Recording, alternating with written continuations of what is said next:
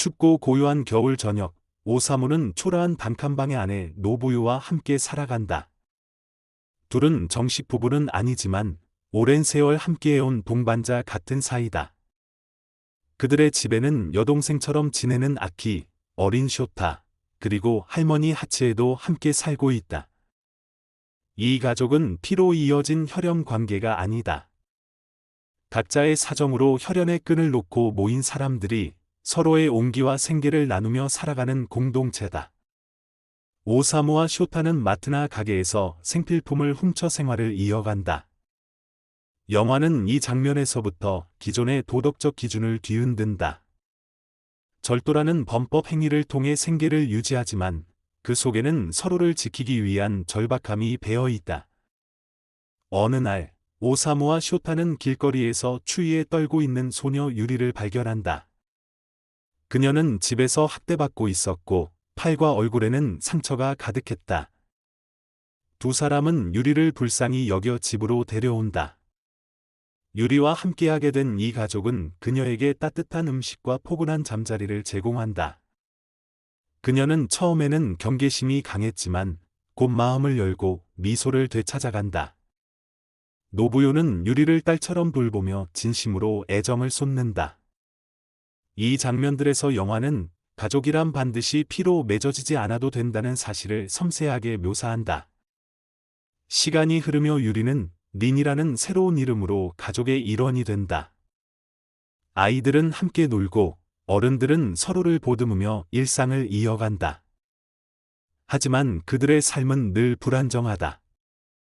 할머니 하치에는 연금으로 가족을 부양하고 있으며 다른 식구들은 일용직이나 유흥업에 종사하며 어렵게 생계를 이어간다. 영화는 이들 삶의 일상을 고유히 관찰하면서 일본 사회의 빈곤과 고립을 상징적으로 드러낸다. 그러던 어느 날, 할머니 하치에가 세상을 떠난다. 그녀의 죽음을 신고하면 연금이 끊길 것을 염려한 가족은 시신을 집에 묻기로 결정한다. 이 선택은 또 하나의 금기를 넘는 행위이며 이 가족의 삶이 얼마나 벼랑 끝에 서 있는지를 단적으로 보여준다.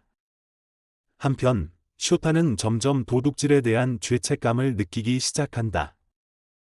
그는 어른들과 달리 사회의 규범에 더 가까이 다가가고자 하는 갈등을 겪는다. 그리고 어느 날, 일부러 물건을 훔치다 걸려 경찰에 붙잡히게 된다. 이를 계기로 경찰은 이 가족에 대한 수사를 시작하고 가족의 진실이 하나씩 드러나게 된다. 경찰 조사 결과 오사무와 노부요는 쇼타와 유리의 법적 보호자가 아님이 밝혀진다. 심지어 유리는 실종 신고가 접수된 아이였고 부모에게서 데려온 것이 아니라 유괴에 가까운 행위였다. 그럼에도 불구하고 영화는 이 가족이 보여준 따뜻함과 연대의 가치를 결코 부정하지 않는다.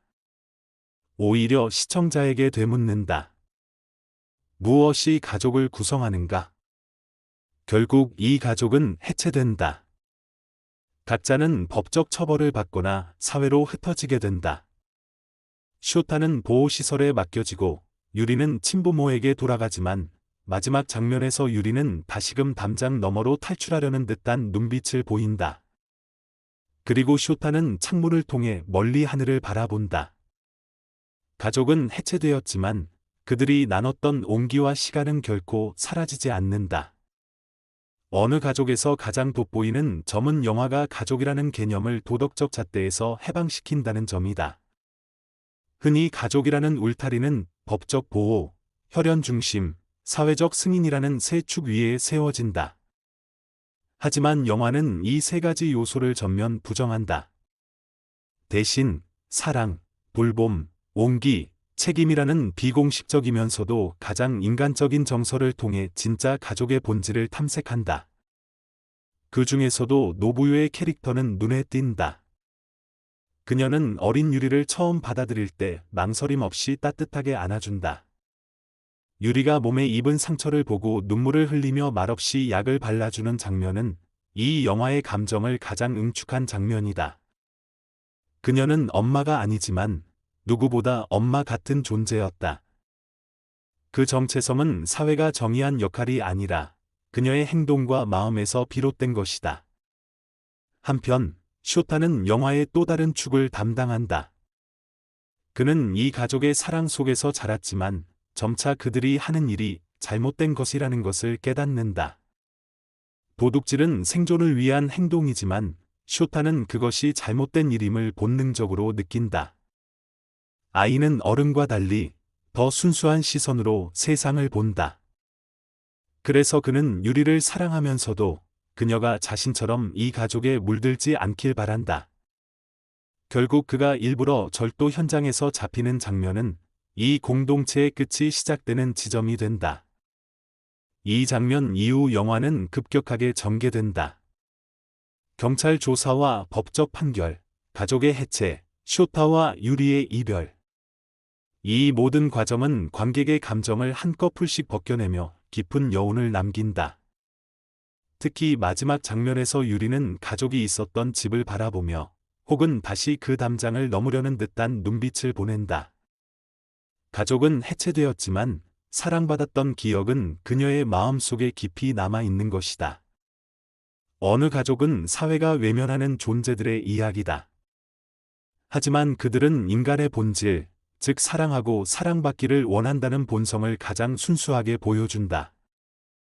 닐은 생계가 막막해도 법의 테두리 밖에 있어도 자신만의 방식으로 가족을 만들고 지킨다. 그리고 그 모습은 어느 정식 가정보다도 더 따뜻하고 더 단단하다. 영화는 결코 이들의 삶을 미화하지 않는다. 오히려 그들의 선택과 상황이 만들어낸 비극을 사실적으로 그린다. 하지만 그 속에서도 인간의 회복력을, 사랑의 가능성을 보여준다. 아이러니컬하게도 이 가짜 가족은 진짜 가족이 가지지 못한 것들을 가지고 있다.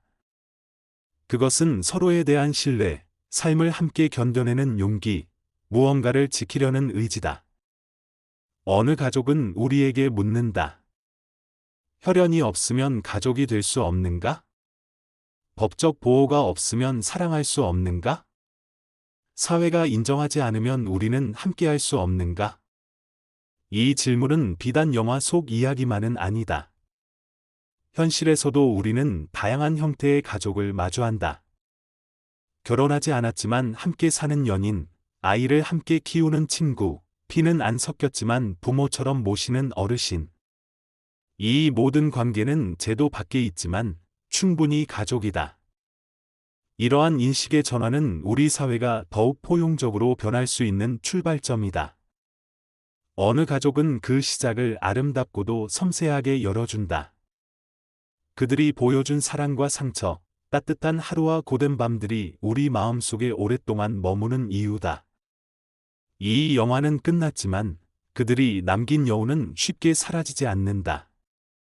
이 영화는 시종일관 조용하다. 격렬한 음악도 눈에 띄는 연출도 없다. 대신 사소한 표정 하나, 대사의 여운 하나, 인물들의 시선과 움직임 속에서 깊은 의미를 포착해낸다. 고레에다 히로카즈 감독 특유의 정적이고 절제된 연출은 이 가족의 일상을 더욱 진정성 있게 만들어준다. 소소한 아침 식사, 작은 대화, 시장을 걷는 장면 속에 담긴 정서가 차곡차곡 쌓이며 관객에게 진한 감동을 전한다. 특히 어른의 선택과 아이의 눈 사이의 괴리는 영화의 핵심 메시지를 전달한다. 어른들은 살아남기 위해 도덕과 법을 우회한다. 하지만 아이들은 세상의 질서를 본능적으로 알아차리고 그것과 가족 간 사랑 사이에서 갈등한다. 쇼타는 어른들이 가르친 방식대로 살지만 결국 그 방식이 옳지 않다는 것을 깨닫는다. 그리고 그 깨달음은 가족의 해체라는 슬픈 결말로 이어진다. 영화는 일본 사회의 구조적 문제를 꼬집는다. 극심한 빈부격차, 단절된 세대 간의 관계, 아동학대, 여성의 고용 불안, 고령자의 소외 등 다양한 사회 문제가 영화 속에 교묘히 배치되어 있다. 하지만 그것들을 과격하게 비판하지 않는다. 오히려 개인의 삶을 통해 구조를 보여주는 방식으로 더 강력하고 지속적인 메시지를 전달한다.